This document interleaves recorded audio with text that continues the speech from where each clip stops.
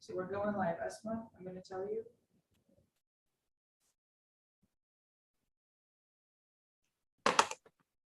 Okay, so hello everyone, welcome to the NSPQ show. Today's episode is about learning English through podcasts.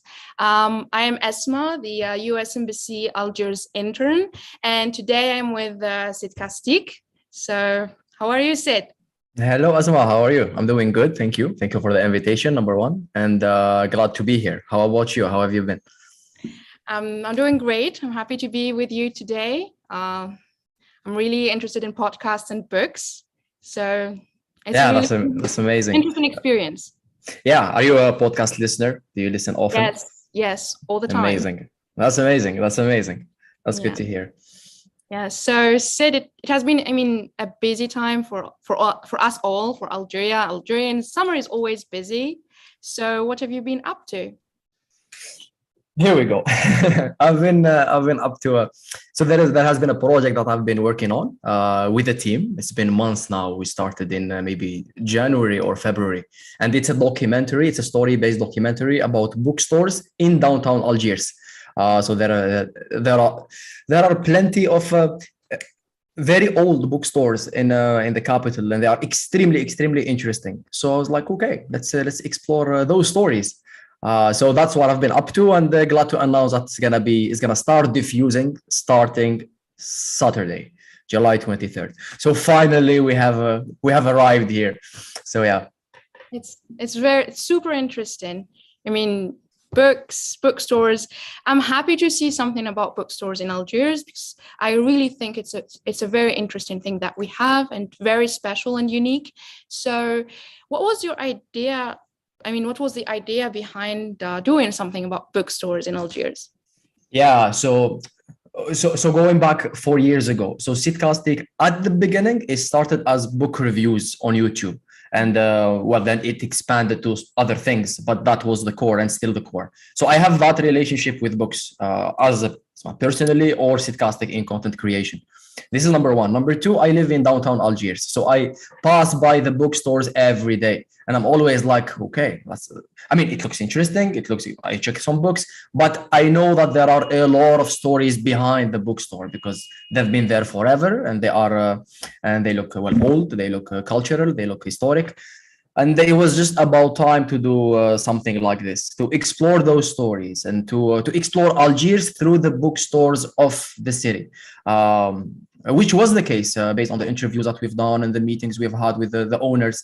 That was exactly the case where I'm not going to be seeing those bookstores the same anymore because I know to an extent the stories behind that. And that's the whole point from the show, is to make people see those bookstores, not just see them differently. Because when we hear someone's story, we're not going to look at them the same. Oh, that's very beautiful. I envy you now because walking downtown Algiers is a therapy for me and buying books. So it's very beautiful. And why you chose to do it in a form of documentary, not a podcast? Because I know you're a podcaster as well. So why a documentary? First of all, we have to see what's happening and we have to see the bookstore. So here we need the visual desperately to send that message. So that's number one. But at the same time, the interviews were extremely interesting, where I'm considering posting them as podcasts as well. I just need the approval of the owners and the people I had interviews with, because they were long conversations, recorded high quality audio, and we used them to develop the script and the story. So we took a little bit of each. But the interviews, they are 30 minutes, an hour and a half with the owners, and they are extremely amazing. So the reason why not podcast and why documentary, it's because it needs the visual and it needs the audio to create that immersive experience, because Algiers, it's a character in the show. So it's not just the bookstore. I am in Algiers every episode. A coffee shop, a metro station, coming back from work, going back home. So there is a background story in Algiers. So we are literally discovering Algiers through the bookstores. So we need to see what's happening.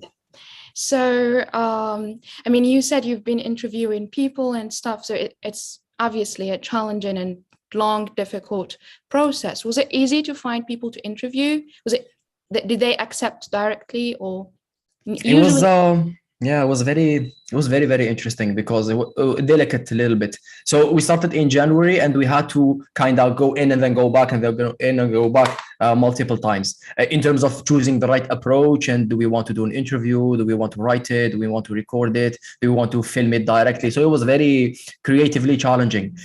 So when we decided to go for interviews, we had already talked with the owners and visited the bookstores, and then. Well, it depends from a bookstore to another. Some of them will not really, not it wasn't really easy because the reality was extremely different because the bookstores are facing a lot of challenges, which means the owners are not very optimistic about the whole thing, except maybe a couple of ones, like 2 or 3 out of 10. So it was very, from one hand, a little bit disappointing. From the other hand, it was a reality check that there are actual fundamental problems in the bookstores. Area or field in general. And then there are the expectations of the bookstores owners because a lot of other people have gone to the bookstores to create maybe similar things, but the bookstores owners were not really impressed at the end of the day because they felt that it used to be a little bit superficial, especially with the classical media. So yeah, I had to have them trust me and the team and the vision without showing them anything. And I think we've done that. Yeah, we've been able to do that. Well, the proof is that we have 10 interviews. So yeah. Oh, so you've done 10 interview with different bookstore owners. Yeah, technically 9, because the 10th episode, it's about the closed bookstores. Ah, that's super interesting. Yeah, because the closed ones are more than the opened ones. True story. Oh my God. Yeah, oh my God. Yeah. Exactly. I don't want to see this thing, I mean, fading away. It's really what Algiers is. Exactly. So, and how did you choose the bookstores owners? Did you go through them one by one, or selected them, or? Yeah, so we have a pre-production phase where it was about, well, before arriving to interviews and scripting, it was scouting and visiting the bookstores. So we visited a bunch of maybe 15 or 16 bookstores. And then we chose the ones, first of all, the ones who are interested in what we are doing and would like to collaborate. And second of all, obviously, they had to be, they had to have a cultural background and historical background. The older it is, the more chances we were gonna choose it. And yeah, so the background of the bookstore and how much they are interested in collaborating in this project. Yeah, it's very beautiful. And what's your favorite bookstore in Algiers? I mean, the one that you visit the most. I really can't answer this right now because it's been really, really heavy, maybe 5 months, and I've developed some feelings for every bookstore, and they are special in their own way. So I don't really have a favorite because, yeah, they represent different things. But maybe as a person, maybe the bookstore that I would go and buy books from would be one called Scarlet Letter House because it's an English-based bookstore. And I am into those kind of books, philosophy and whatnot. But they're relatively new. Very, very new. Yeah, no, very, very new. Yeah. But it's interesting episode because it's the only one that's not about the past. It's about present and future. So that's interesting. Yeah. And what do you think? I mean, what do you think the importance of such bookstores for the Algerian reading community? I mean, do you think that we do have an Algerian reading community? Yeah, of course we do. I mean, otherwise we wouldn't have been here. I don't know if it's decreasing or whatever, but there is. And there are, and I think I've discovered it more throughout the documentary and the production. So there are, because Algerians were not just the young people or the old generation, or it's a huge country and we are a lot of people. So the old read a lot of certain books, maybe in French, history of Algeria, some literature. Then there is a younger generation, maybe the ones who, where their community is small, is between the young and the old. So the above 30 and the 40, more or less. I mean, but yeah, there is a reading community, and through Sidcastic and since 2018, the book reviews that we've been creating on YouTube, I could see clearly the community and people and interested in learning and knowledge and seeking knowledge and asking questions and reading books, and it's been growing as well because of content creators from one hand, because of well, it's books and they are necessary in life. So a little bit awareness is enough for anyone to realize the importance of books and start reading. And I also think English is helping. I mean, I see many people reading in English. I mean, I think that there is a specific reading community that reads in English, and novels, I mean, self-help. I mean, English is really helping with the reading community. So talking about English, I mean, we get many questions about how to learn English and stuff. Reading is one of the best ways to learn any language. I mean, if you ask anyone, I mean, they will tell you read books, but not everyone wants to read. And I believe it's very challenging as a start, to start with. It's a time-consuming process, especially if you're reading in a foreign language. I mean, the experience is totally different.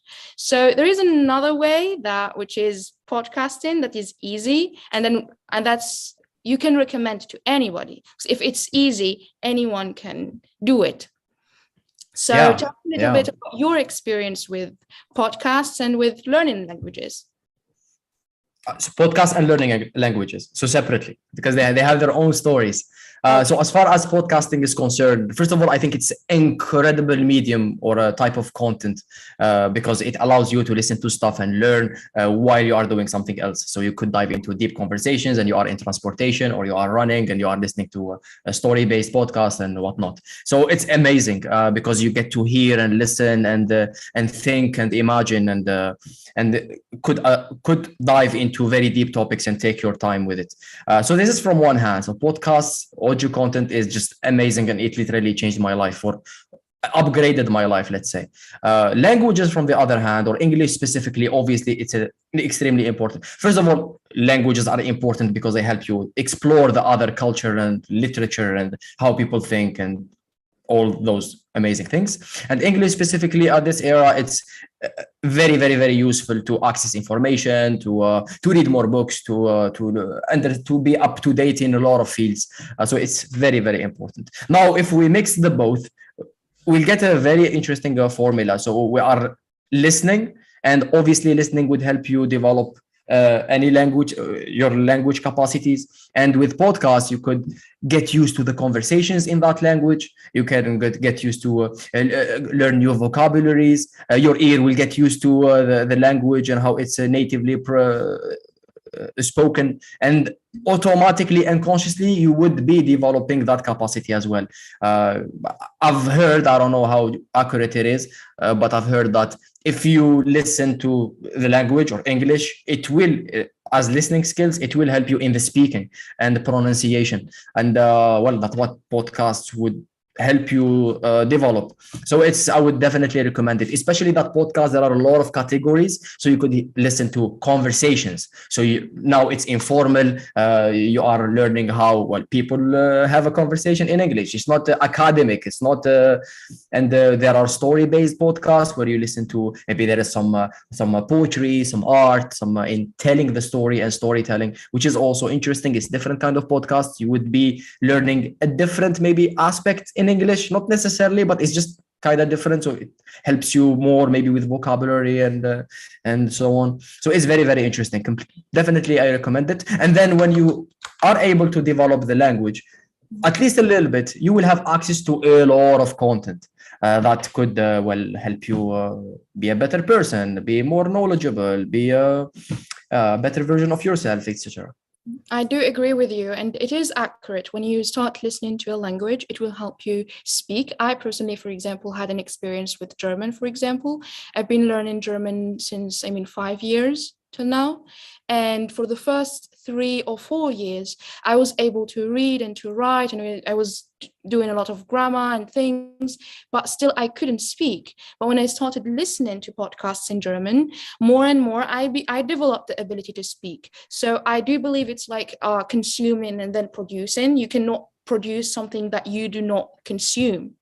And so it is really accurate. When you start listening to things more and more and more, you will be able to speak. So Yeah, it's very interesting. And the good thing about it is that it's not only learning about language, it's not like what you're doing in a language classroom, because you're learning English, but at the same time, for example, if you listen to a podcast about politics, about history, about psychology, for example, you're learning new things in a new domain that interests you. And at the same time, you're learning the language and you're gaining vocabulary in different domains. And it's super interesting. And you can make use of your dead time. You can listen to podcasts while driving, while doing. And I love this because with podcasts, as if you're creating your own environment of natives. So if you cannot communicate with them, or you don't have access to be with really native speakers, you can have a podcast and you're around as if you are in an environment with natives, which will, help you boost your confidence when it comes to speaking. definitely. Yeah, amazingly said. Yeah. Yeah. So, what was the most difficult part in your learning experience of English? What was the most difficult part to learn in English? What is the most difficult skill? I don't know. I don't know how to answer this question because I don't know if I've had a typical journey in learning English, but I don't think anything was hard as long as you are in the right environment. So you have access to people to talk to. Well, grammar maybe it's the most difficult, but then when when you're studying or you have a teacher or you are part of a school, then it won't be hard anymore because you will be making progress and that would be fulfilling, and then you would want to know more, and then you are able to write better and then communicate better and talk better. So it's motivating. So it wasn't really a challenge in a sense that I was like, no, this is very hard. It wasn't the case, especially that if there is a motivation and you want to learn the language and you know why you want to learn the language, then I don't think it's gonna be hard, and it wasn't for me. At the same time, when I've been trying to learn another language now, it's been extremely hard because maybe I don't have the stronger motivation to do that. But English is just a must. Okay, you have to learn English because it just helps you in your access to information, having a conversation, and so on. Okay, and so what do you say to people who says, for example, when I recommend podcasts, they will be telling me like, I don't understand. So what do you think of this? Do you recommend listening even if you don't understand? Yeah, I might let an expert answer that because I don't know. But for me personally, well, I understand how unattractive it might be. You are not understanding and you are listening. Maybe start with some things that you would understand, at least a little bit, some basic stuff. I don't think it's not a bad idea, but I don't think it's also a good idea to no, you're not understanding anything and you're just listening. For sure, it's helping you, but you might take advantage more if you are developing your language level at the same time somewhere else. So you are going in parallel, at least you are understanding a couple of words, maybe the meaning sometimes, and you are making progress. But if you are like zero, you have absolutely no idea, you will lose motivation. You'll be like, okay, this is very weird for me. Like I'm not understanding anything. So maybe just a little bit, and then it gets going. Exactly, I do agree. If anyone who's a beginner and who's listening to us, so if you start listening to podcasts and you don't understand, I recommend that you keep listening, but at the same time, you should do something to improve your English, because if you keep doing it and you don't understand and you're not working on understanding things, it will be useless. And Exactly. there is really an important skill that I think that podcasts, for example, will help people develop, not YouTube, for example, in comparison to YouTube or to videos, which is learning to understand from the context. Because when you're listening, it's different from a video.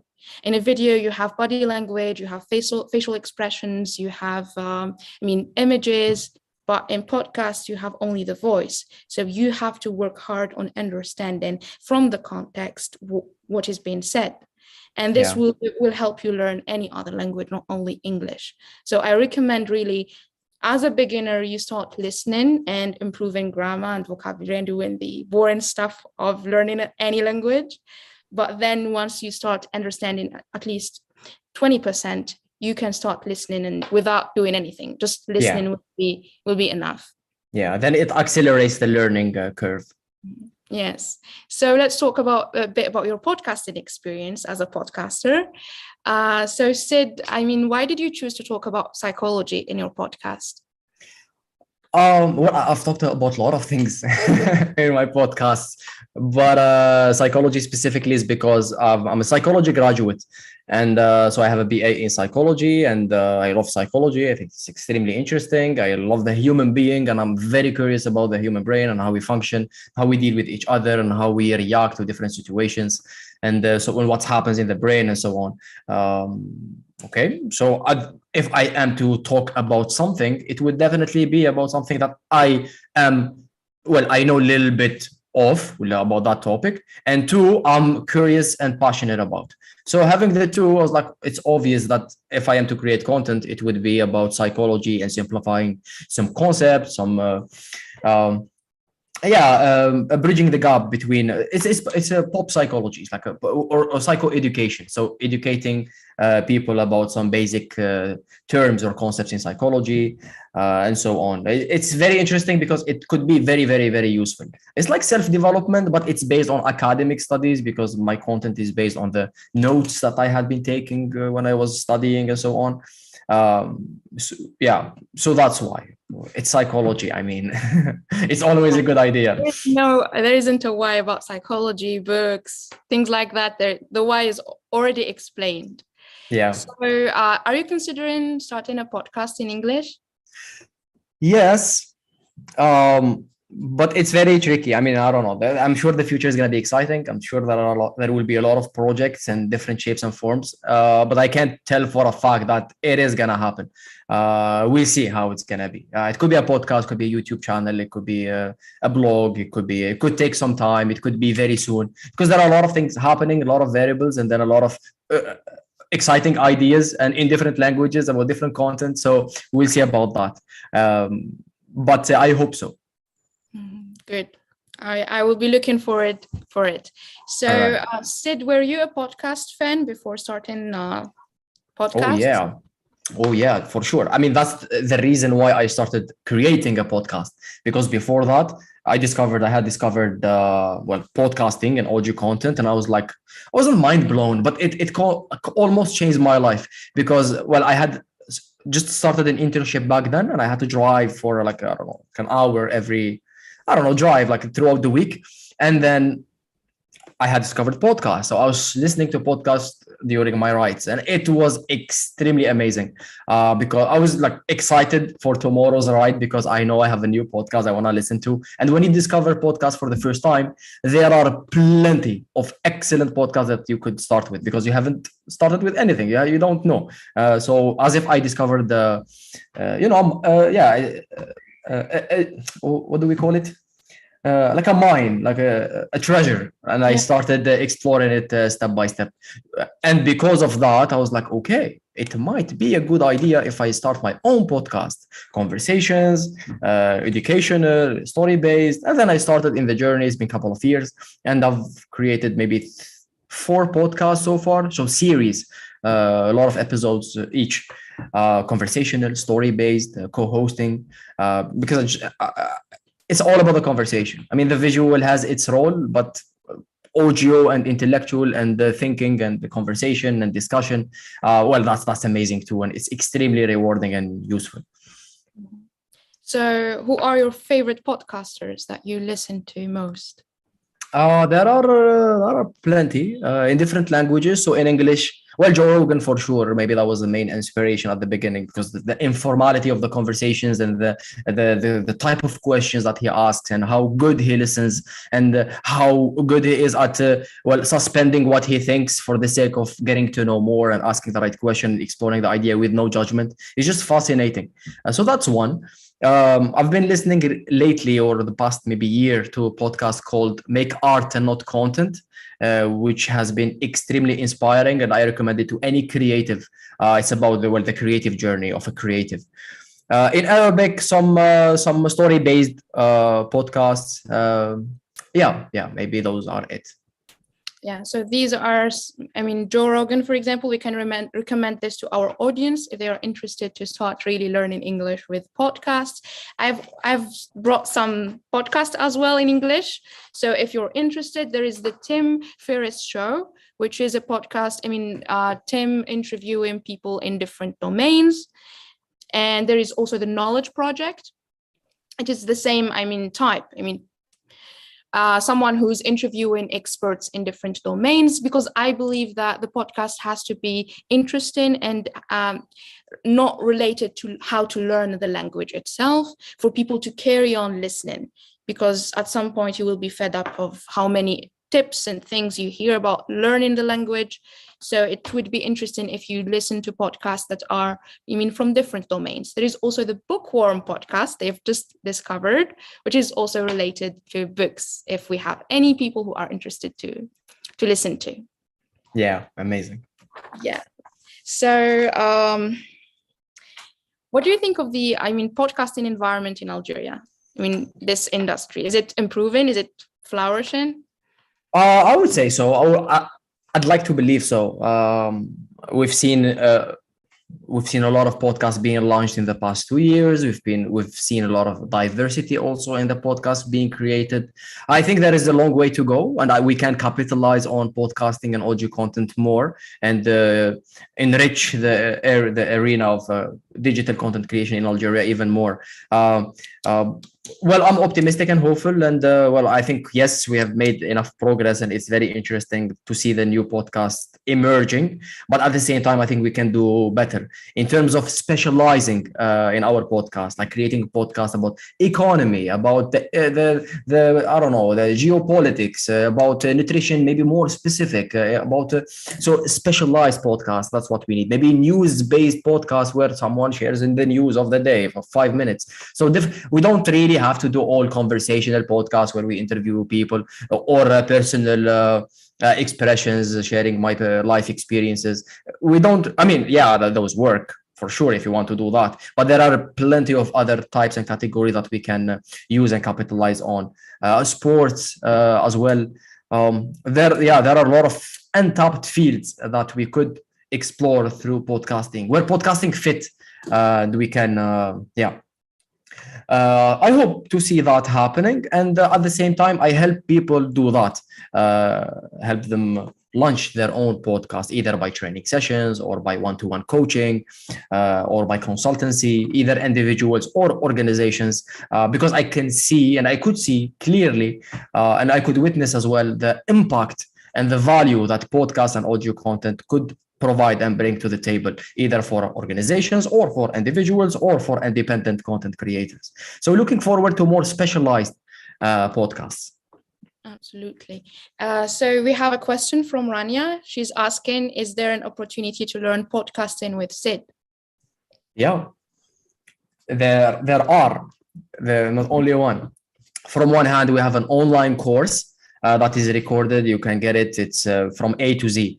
And if you want something in person, well, stay up to date, stay tuned, and we're gonna launch that sometime soon after the documentary, where we're gonna have offline face-to-face podcasting training sessions. But for now, if you just DM me on Instagram or whatnot, I will send you the link of the online course that was carefully made. It's from A to Z. You can download it, you can have it, you can access it whenever you want. We go through the whole process, from writing, from research, from developing the model, to recording and online and offline, to storytelling and interviews, to editing, to diffusion, to promotion. So it's literally, it's more than A to Z. It's like, yeah.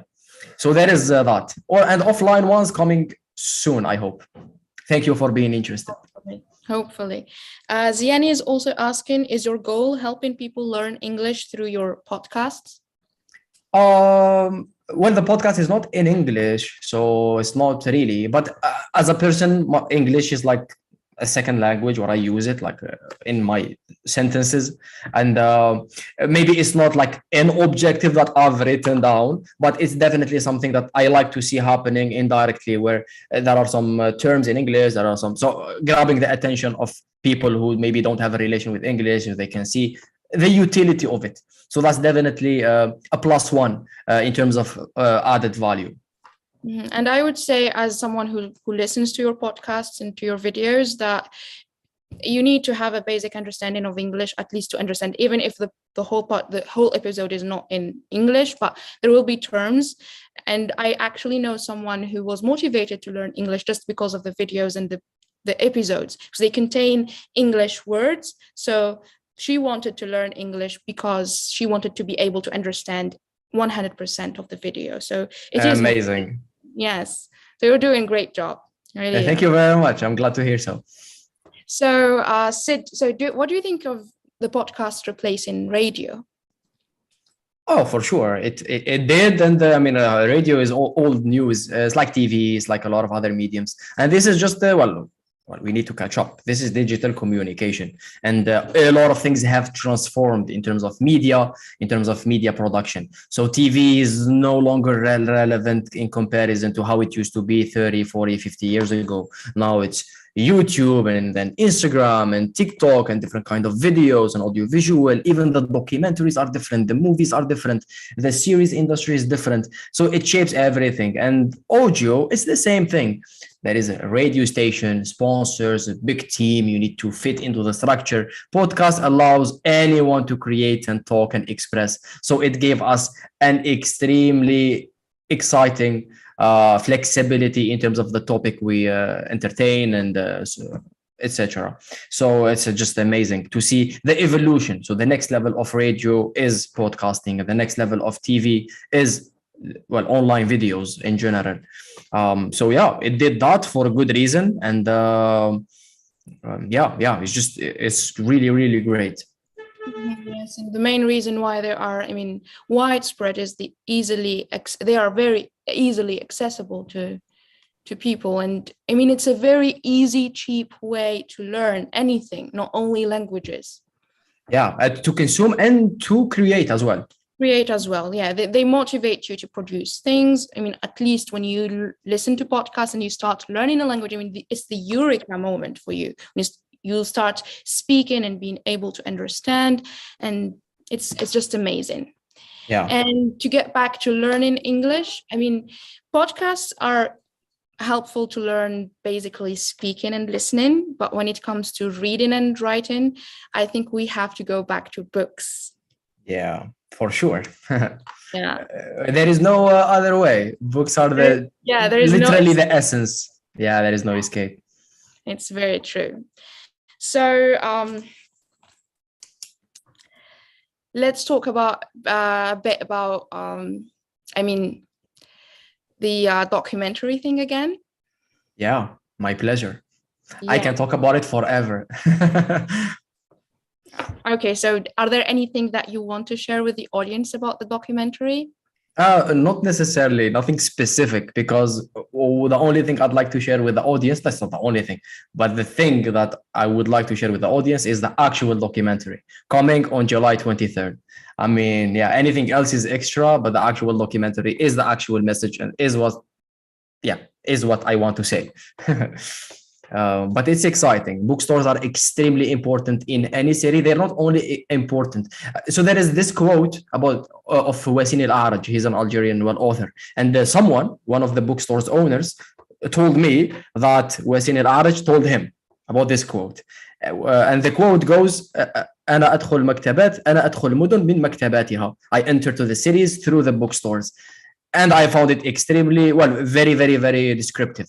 So bookstores really, and we can see this in everywhere, any city in the world, any country in the world, the street or the bookstores of that city are just essential and extremely, extremely crucial, because most of the authors or the books are of the people of that city or that country who have written stuff and produced thoughts and ideas and expertise. And then people, the young generation, the old generation, would go and buy those books. So so from one hand this, and from the other hand, it's not just a store. It's like a museum. It's like an icon. It's like a place, a cultural place of the city where tourists come, where it's more than just books or more than just a store. So I can't highlight enough the importance and the significance of bookstores in any city. And I would dare to say that I could judge a city based on the quality and the amount of bookstores that exist. If they are decreasing, the city is definitely downgrading, and if they are expanding and extending and they are flourishing, then definitely the city is flourishing. Well, it's not like an absolute fact what I just said, but I believe in it to a large extent. Yeah, absolutely. I do agree. So even for those who cannot travel, you can travel through books. You can visit and unlock many cities, I mean, historical ones in the history or now through books. I also want to ask you, so you got a grant through the U.S. Embassy for the bookstore thing. So can you talk about your experience as an alumni and how this helped you through what you're doing? Yeah, no, for sure. So there has been this project, this fund of different kind of projects. One of them is media projects, and a bookstore tour has been on my mind for a while. And I took a decision that I would do it before I leave, Algiers. So it was just a matter of when. So when I saw this grant, I saw this opportunity, I was like, well, okay. So it just fits. It's a chance to do that. And it turned out to be the grant is not just about the grant. There is a whole, I would call it coaching in project management or assisting also through CIDRA association. So in terms of reporting, in terms of budget management, in terms of ensuring the delivery and the timeline and leading the team and reporting to different stakeholders. So it was such an interesting experience that helped me structure also my idea because we have to deliver. There are multiple stakeholders within the project, so it gave it a little bit of professionalism, a little bit of accountability, a little bit of structure, as I said, for it to be achieved and to be conducted. Yeah. Mm-hmm. So you are a good example of how learning English unlocked many things for you. Oh, for sure. I mean, I can't even. I can't exaggerate how much English helped me personally, because it's not just today or last year, or it's been now a decade or whatever since I started learning English. And in video games, it helped me. In movies, it helped me. In my social life, it helped me. In my career, it helped me. In learning and content, obviously. I mean, it's just. I think it's the case for every language, but English specifically, because at least in 2022 and the new era and the modern world, and English is just at the top, I would say, in terms of creation and production and in culture, in art, in science, and philosophy. So it's been interesting for sure. Mm-hmm. So Sid, we have one more question from the audience. What are your top 3 topics to make podcasts about?